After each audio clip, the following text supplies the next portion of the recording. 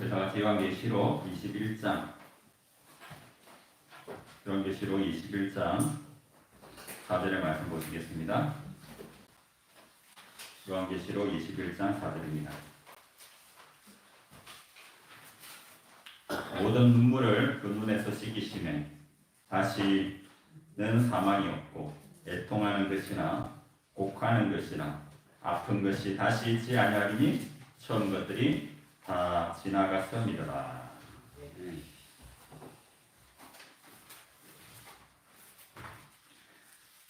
우리 안교 시간에 조장님께서 말씀하셨듯이 부모 노릇 완벽하게 하는 사람 없고 자식 노릇 완벽하게 하는 사람이 없습니다. 그죠? 우리가 늘 그런 부담을 가지고 살잖아요. 그죠? 부모는 부모로서 내가 부모 노릇을 잘 하고 있지 못하지 않나라는 부담을 가지고 있고, 또 자식은 자식으로서 부모님께 내가 참 부족하다라는 생각을 하고 잘 살고 있습니다. 우리는 사람의 부모가 되고 사람의 자식이 되기 전에 오늘 이 자리에서는 하나님 아버지와 아들을 생각하는 시간이 되었으면 좋겠다는 생각을 했습니다. 왜냐하면 성경에 자주 인생을 그림자와 같다라고 얘기합니다. 빨리 지나가는 것, 빨리 끝나는 것, 인생을 표현하기 위해서 그림자도 썼지만, 이 그림자라는 것은 실체를 보여주기 위해서 존재하는 것입니다. 실체가 존재하기 때문에 그림자가 있는 것이에요. 우리는 그 그림자를 통해서 뭘 봐야 되는 것입니까? 실체를 봐야 되는 것입니다. 우리의 육신의 부모는 하나님 아버지의 그림자입니다. 육신의 자녀들은 아들 하나님의 그림자입니다. 우리가 그 그림자를 언젠가는 실체로 만나게 될 것입니다. 그렇기 때문에 부모로서 자식들에게는 하나님 아버지를 보여줄 수 있는 삶을 살기 위해서 노력하게 되시기를 바랍니다. 자식으로서는 아들 하나님의 모습을 부모님에게 보여주기 위해서 사는 모습을 살게 되시기를 바랍니다. 어쩌면 어버이날이 특별히 또 어린이날, 가정의 달을 기념해서 우리가 생각해봐야 될 부모와 자식 간의 관계가 이런 영적인 관점에서 생각해보면 좀 더 풍성해지지 않을까라고 생각해봤습니다. 성경은 말하기를 새하늘과 새 땅에 가면 처음 하늘과 처음 땅이 없어지고요, 그곳에는 뭐가 없어갑니까?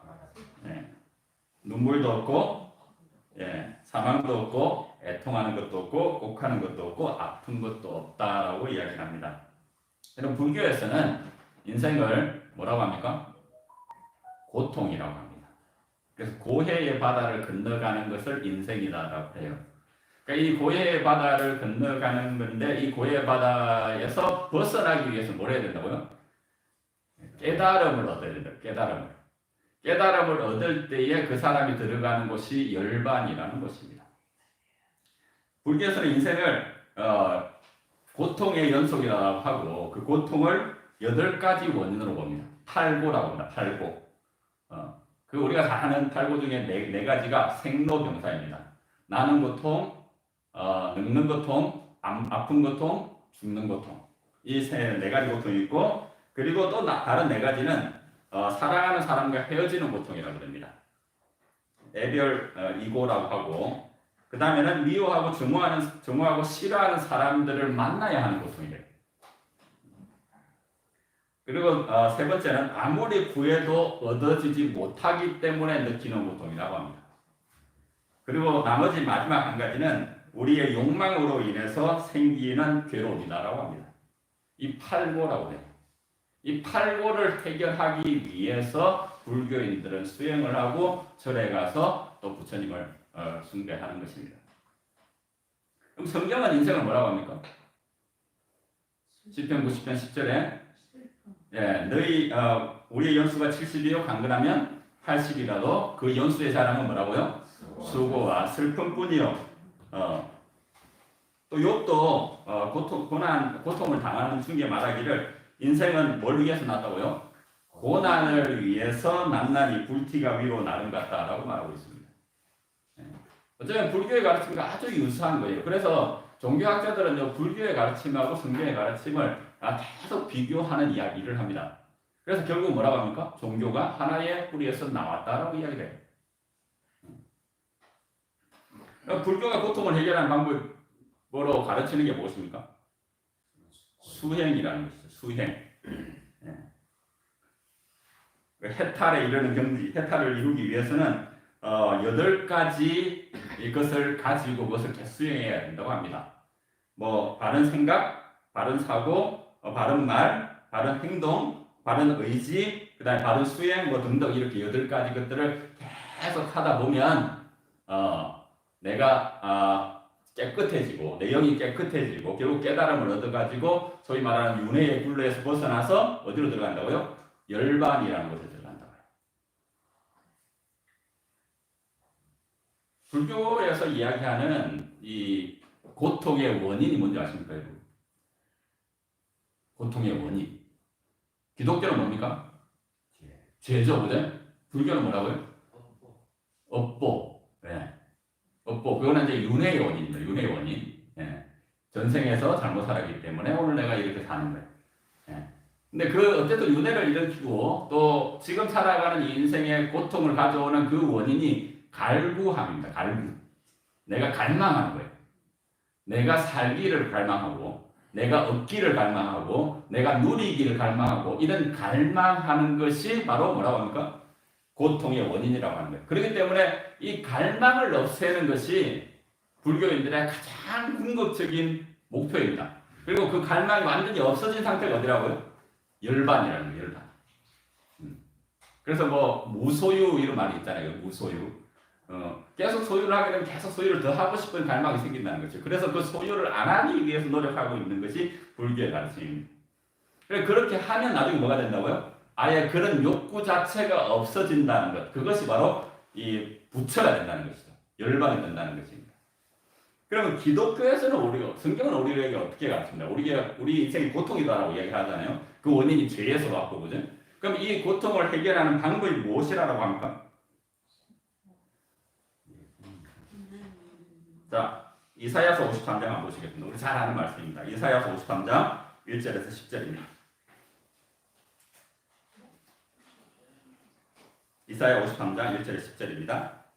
우리의 전한 것을 누가 믿었느냐? 여호와의 팔이 누구에게 나타났느냐?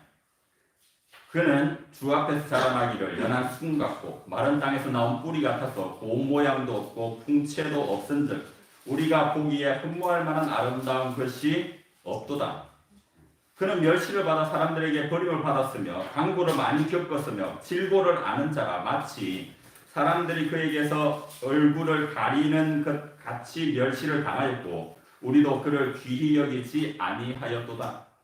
그는 실로 우리의 질고를 지고 우리의 슬픔을 당하였거늘 우리는 생각하기를 그는 징벌을 받아 하나님께 맞으며 고난을 당한다 하였노라. 그가 찔림은 우리의 허물을 인함이요 그가 상함은 우리의 죄악 때문이라. 그가 징계를 받음으로 우리는 평화를 누리고 그가 채찍에 맞음으로 우리는 나음을 받았도다. 우리는 다 양 같아서 그릇 행하여 각기 제 길로 갔거늘 여호와께서는 우리 모두의 죄악을 그에게 담당시키시도다. 그가 곤욕을 당하여 괴로울 때에도 그의 입을 열지 아니하였으며 마치 도수장으로 끌려가는 어린 양과 틀 깎는 자 앞에서 잠잠한 양같이 그의 입을 열지 아니하였도다. 그는 곤욕과 신문을 당하고 끌려갔으나 그 세대 중에 누가 생각하기를 그가 살아있는 자들의 땅에서 끊어지면 마땅히 형벌받을 내 백성의 허물 때문이라 하였으리요. 그는 강포를 행하지 아니하였고 그의 입에 거짓이 없었으나 그의 무덤이 악인들과 함께 있었으니 그가 죽은 후에 부자와 함께 있었도다. 여호와께서 그에게 상함을 받게 하시기를 원하사 질고를 당하게 하셨은즉 그의 영혼을 속건 제물로 드리기에 이르면 그가 씨를 보게 되며 그의 날은 길 것이요 또 그의 손으로 여호와께서 기뻐하시는 뜻을 성취하리로다. 우리의 전한 것을 누가 믿었느냐? 세상의 모든 종교는 인생의 고통을 해결하기 위해서 뭘 해야 한다고 합니까? 내가 무언가를 해가지고 그 문제를 해결해야 한다고 가르칩니다. 내가 무언가를 열심히 할 때 어쩌면 신은 그것을 도와주는 역할을 하는 것이 세상의 모든 종교들의 공통적인 가르침입니다. 고통의 문제가 사람들의 문제이고 이 고통에서 벗어나는 유일한 방법이 종교를 통해서 이루어질 것인데 그 시작점에 누가 있다는 거예요? 나 자신이 있다는 사실입니다. 근데 성경은 여러분들과 저의 인생이 죄로 인해서 고통이 가득한 인생이라는 것을 똑같이 말하면서 그 해결책을 분명히 다르게 제시합니다. 거룩하게 제시하고 있는 거예요. 우리가 고통으로부터 자유로울 수 있는 이유가 어디에 있다고요? 예수님께서 우리의 고통을 당하셨다는 것입니다. 아멘. 하나님 아버지께서 아들 예수님을 이 땅에 보내셔서 우리 대신 고통을 당하게 하심으로 아들이 누려야 될 행복과 기쁨과 축복을 누가 누리게 하신 거예요? 여러분들과 제가 누리게 하신 것이에요. 이것을 우리가 전함을 받았고 또 전해야 되는 것입니다. 근데 세상이 믿어요, 안 믿어요? 안 믿어요. 어떻게 믿어요? 우리가 뭔가를 해서 내가 열심히 노력해서 내가 내 자신을 깨끗하게 해서 어디에서 이뤄야 되는 거예요? 열반의 경지에 이르러야지 이 고통에서 벗어난다라고 가르치는 것입니다. 여러분 계시록에 7교회가 있습니다. 그 교회들에 나타난 여러 가지 문제들 중에 발람의 교훈이라는 말이 있죠. 그죠? 니골라당의 교훈 있습니다. 그죠? 그 다음에 또 이세벨의 문제가 있습니다. 다 뭡니까? 다 이방에 의해서 영향을 받은 교회의 모습을 여러 가지 다른 언어로 표현하고 있습니다. 성경의 기초에서 세워진 예수께서 세우신 이 교회가 이방 종교의 가르침에 의해서 뭐가 됐다는 거예요? 섞여졌다는 사실이에요. 하나님은 오직 믿음으로만로 구원을 얻는 교리를 우리에게 가르치고 있는데 사람은 거기다 뭘 섞였다고요? 내가 뭔가를 해야지 된다는 것을 계속 섞어놓고 있다는 사실이에요. 그것이 역사가 오래되다 보니까 우리 자신 또한 그것을 깨닫지 못하고 있는 거예요. 자꾸. 하나님께서 우리를 위해 하신 일 맞아. 그러나 내가 지금 있잖아. 우리가 잘 아는 이사야서 53장 1절에 10절 우리가 읽었던 이 긴 말씀들 너무나 잘 알고요. 우리가 너무나 좋아하는 말씀입니다. 너무나 분명히 이야기하고 있어요. 우리가 죄를 지었어요. 우리가 각기 우리 길로 갔어요. 그런데 하나님 아버지는 그 문제의 결과를 그 죄의 결과를 누구한테 담당시키셨다고요? 아들에게 담당시키셨다. 성경이 제시하는 고통의 해결 방법은 세상 종교들이 제시하는 방법과 완전히 다릅니다. 세상은 내가 무엇을 하여야 고통을 없앨 수 있다고 계속 말하고 또한 그렇게 가르칩니다. 그러나 성경은 하나님께서 고통을 대신 당하셨기 때문에 우리가 고통당할 필요가 없다라고 가르칩니다. 무엇이 필요합니까? 믿음이 필요한 거예요. 뭔가를 하는 게 필요한 게 아니라 믿는 것이 필요하다니까요. 그래서 예수님께서 말씀하시기를 하나님의 일을 하는 것이 무엇이라고요? 하나님의 보내신 자를 믿는 것이라고 한 것입니다. 그럼 그렇다면 하나님께서 고통 당하십니까?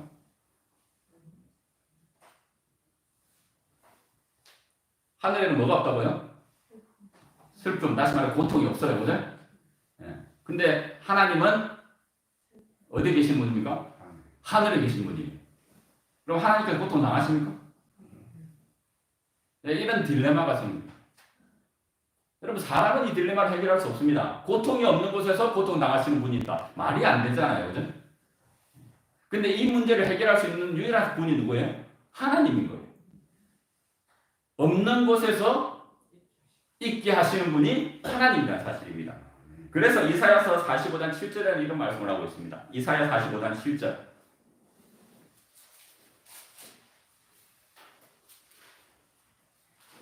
나는 뭣도 만들고 빛도 짓고, 여기서 짓다라는 단어는 창조라는 단어하고 똑같습니다. 봐라.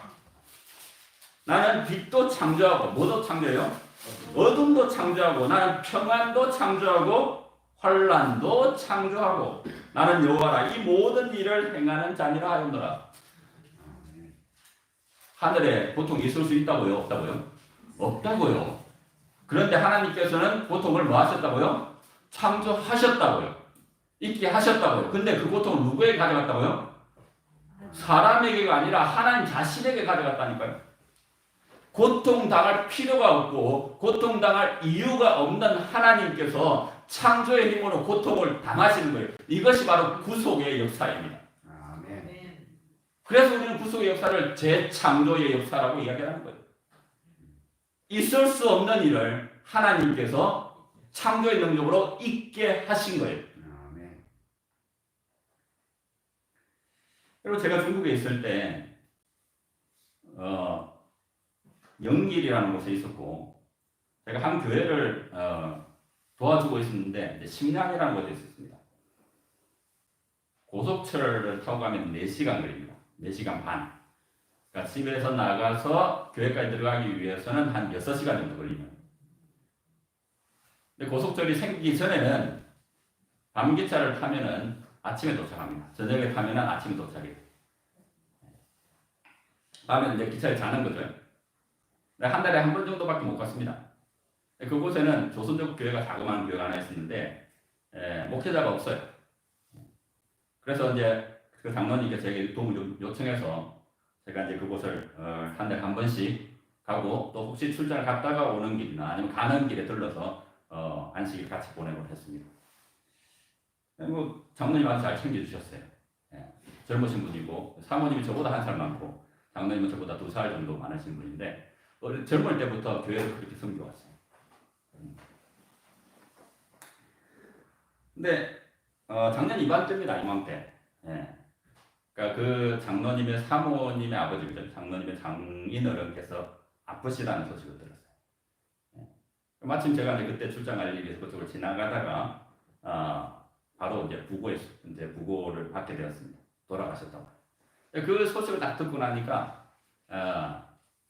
도대체 그날 밤에 잠이 안 오는 거예요. 얼마나 힘들까 이런 생각을 하니까 그죠. 근데 저는 이제 목사였잖아요, 그죠. 그리고 뭐 담임 목사라는 개념도 없었고 그냥 조금씩 도와주는 분이었지만, 근데 그분들이 저에게 보여주는 어떤 관심과 사랑 이런 것들 때문에 그분들의 당하는 일에 그렇게 동정이 가는 거예요. 제가 그날 밤에 거의 한 잠도 못 잤습니다. 호텔에 있으면서. 그리고 그 다음날 제가 이제 장례식장이 아니고 집에서 장례를 치르니까 집으로 갔어요. 가서 이제 그분들 만나고 위로하고 이런 일이 있었는데, 제가 밤새도록 잠을 거의 못 자고 아침에 잠깐 이제 눈을 붙였다 딱 일어났는데 이런 이 성경들이 눈에 생각이 되는 거예요. 딱 떠오르는 것입니다. 시편 121편 4절입니다. 시편 121편 4절. 이스라엘을 지키는 자는 어찌도 아니하고 졸지도 아니하고 주무시지도 아니하시리로다. 이 말씀을 조금 다르게 한번 읽어보시기 바랍니다. 이스라엘을 지키시는 자는 졸지도 못하시고 주무시지도 못하시는 자. 그럼 자식이 아프면 부모가 아픕니다. 자식의 아픔 앞에서 부모님이 한결같이 드는 생각이 뭐냐면 내가 대신 아파주면 이런 생각이 듭니다. 자식이 고통 중에 잠들지 못하면 부모 또한 잠을 잘 수 없는 것이 너무나 당연한 현실입니다. 부모가 아니면 할 수 없는 일이 부모에게 일어나는데 바로 그것이 그런 일이에요. 자식이 아픔보다 더 큰 아픔을 느끼는 것이 부모라는 사실입니다. 이스라엘의 하나님을 지키시는 하늘 아버지는 주무시지 않을 뿐 아니라 졸지도 않으십니다. 왜냐하면 당신의 자녀들이 병들었기 때문에 그래요. 이사야 1장 5절의 10절입니다. 너희가 어찌하여 매를 더 맞으려고 더욱더 패역하느냐. 온 머리는 병들었고 온 마음은 피곤하였으며 발바닥에서 머리까지 성한 곳이 없이 상한 것과 터진 것과 새로 맞은 흔적뿐이오늘 그것을 짜며 싸매며 기름으로 유하게 함을 받지 못하였도다. 머리끝부터 발끝까지 죄로 인해서 상함을 당한 존재들이 바로 하나님의 자녀들입니다. 그 중에 가장 많이 상함을 당한 사람들이 이스라엘 백성들이었어요. 이런 이스라엘을 지켜보고 있는 하나님 아버지가 잠잘 수 있습니까? 잠깐이라도 둘 수 있습니까? 없어요. 왜요? 그분은 아버지시기 때문에, 사랑이시기 때문에. 하나님께서 왜 여러분들과 저에게 부성애를 주시고 모성애를 주셨을까요? 자식은 부모에게 가지지 못하는 그 사랑의 마음을 왜 하나님께서는 우리가 자식을 낳기 전에, 자식을 낳는 과정 중에 우리에게 주셨을까요? 이유는 딱 한 가지입니다, 여러분. 이 땅의 삶은 그림자라니까요. 무엇을 위해서요? 여러분들과 저로 하여금 영원한 삶을 그리워하고요. 영원한 삶 속에서 우리가 누려야 될 축복인 하나님의 사랑을 조금이나마 느끼고 경험하게 하시기 위해서 부성애를 주셨고 모성애를 주셨다는 사실입니다. 아멘. 이스라엘을 지키는 자는 졸지도 아니하시고 주무시지도 아니하시리로다. 근데 우리가 자꾸 죄인이다 보니까 이 말씀을 어떻게 읽어요? 이스라엘을 감시하시는 하나님은 두 눈 똑똑히 뜨고 절대로 졸지 않고 우리를 지켜보고 있다. 그래서 우리의 머릿속에 아들 하나님은 정말 사랑스러운 분인데 아버지 하나님은 좀 어떤 분이요? 공의롭고 무섭고 하늘보다 높은 데서 앉아가지고 우리를 심판하시는 하나님. 그래서 그림도 어떻게 그래요? 아버지는 딱 심판대 딱 높은 데 앉아있고 예수가 밑에 서가지고 제발 우리 사람들 용서해 주세요. 이런 그림 보면서 우리는 어떻게 이야기합니까? 아, 하나님의 사랑입니다. 여러분, 하나님을 믿지 않는 사람들이 그 그림을 본다고 생각해 보십시오.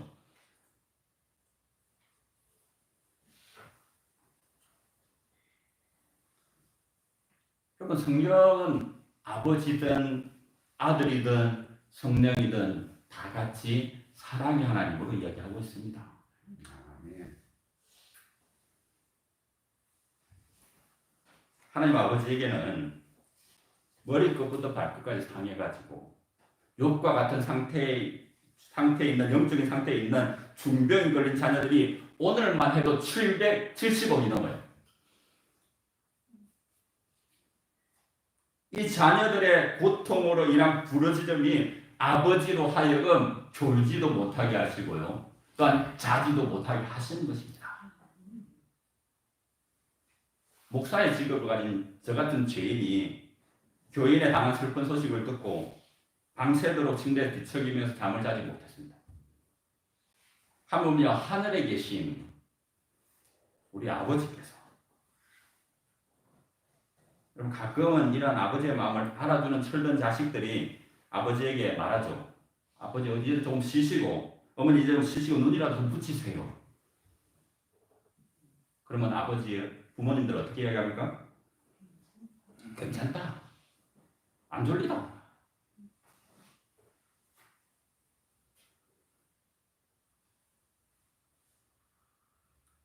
여러분 하늘에 계신 아버지는 살아계신 분이시고요. 생명으로 충만하신 분입니다. 죄로 인해 감각이 마비된 죄인이 느낄 정도의 고통, 죄인인 부모가 느낄 정도의 고통이 이만큼이라면, 조금이라면 생명력이 충만한 의인이고 하나도 죄가 없는 하나님 아버지가 느끼는 죄로 인한 고통은 우리의 마음으로도 생각할 수 없다니까요. 하나님은 지금 그 고통을 느끼시고 계시고 앞으로도 느끼실 것입니다. 아멘.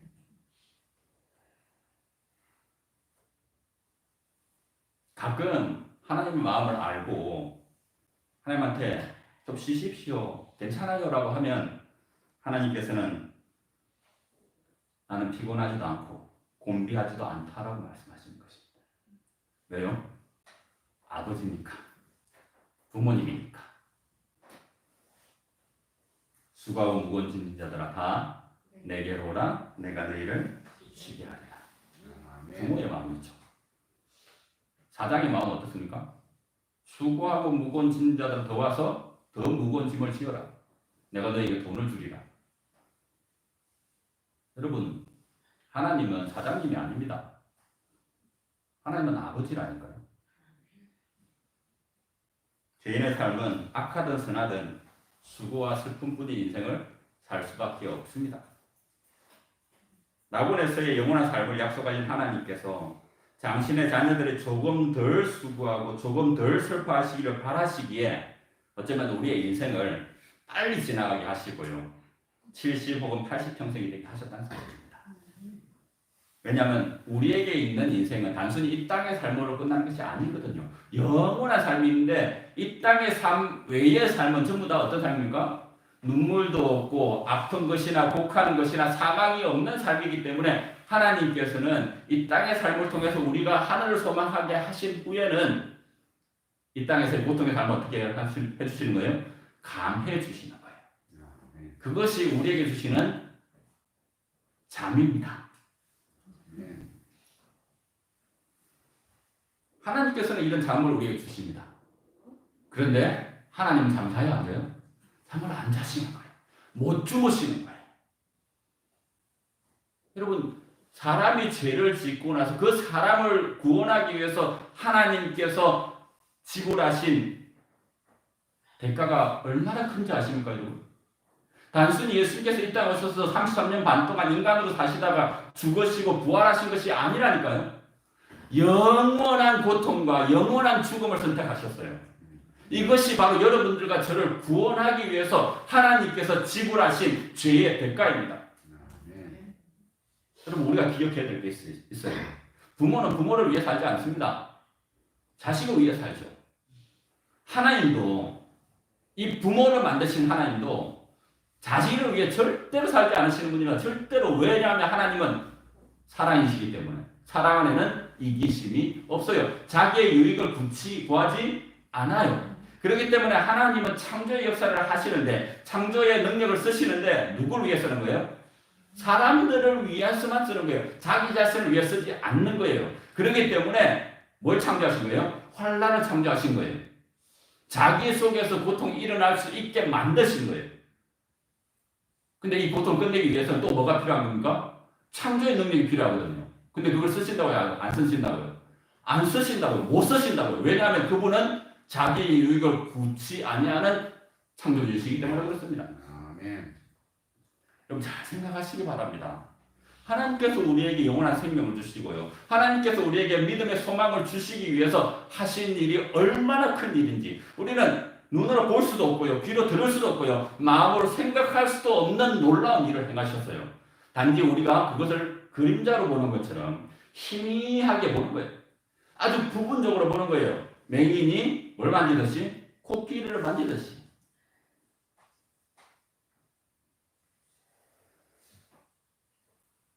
우리에게 있는 하늘 아버지는 졸지도 주무시도 않으시면서 마귀와 다투시는 분입니다. 마귀는 죄인의 죽음 앞에서 밤낮 고소를 합니다.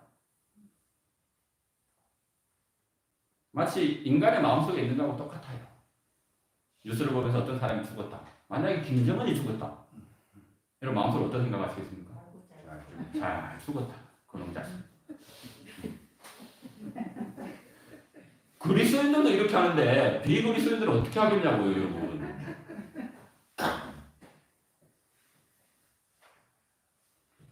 맞습니다. 우리가 관점으로 볼 때 참 나쁜 사람이죠. 히틀러 나쁜 사람이죠. 우리는 착한 사람입니까? 나쁜 사람.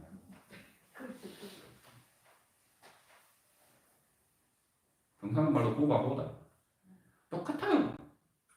인간의 기준으로 볼 때는요, 그 사람은 죄인이고 우리는 의인이지만 하나님의 기준으로 볼 때 똑같이 하나님의 사랑이 필요한 죄인들에 불과한 사실입니다. 하나님께서는 우리 때문에 못 주무시는 것도 맞지만 그 사람들 때문에 못 주무시는 것 또한 맞다는 사실입니다. 우리는 하나님처럼 그들을 사랑할 수 없어요. 왜냐하면 우리는 하나님이 아니기 때문에. 그러나 하나님께서 여전히 그들을 사랑하시는 사실입니다. 하나님께서 여전히 오늘도 우리를 고소하는 사단을 대적해서 주무시지 않고 밤낮으로 고소하는 사단을 대적해서 서 있다는 사실입니다. 천사장 미가엘이 유다서 1장 9절입니다. 천사장 미가엘이 모세의 시체에 관하여 마귀와 다투어 결론할 때에 감히 비방하는 판결을 내리지 못하고 다만 말하되 주께서 너를 꾸짖으시기를 원합니다.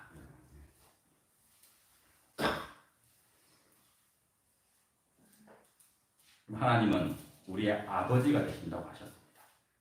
아버지가 아니라 아빠가 되신다고 하셨습니다.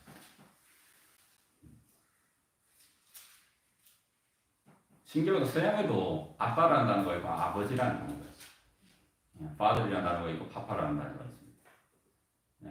우리의 느낌하고 똑같을 거예요. 저는 뭐 서양 사람이 아니니까 모르겠지만 아빠라는 느낌하고 아버지의 느낌 다르잖아요. 그죠? 아버지라는 단어의 느낌은 유교적인 느낌이 참 많이 납니다. 그죠? 뭔가 있는 사이가 뭔가 있는. 근데 아빠라는 단어는 그러지 않아요. 엄마, 어머니 마찬가지입니다. 성경은 하늘 아버지를 어떻게 소개하고 있습니까? 아바 아버지, 아빠 아버지라고 소개하고 있어요.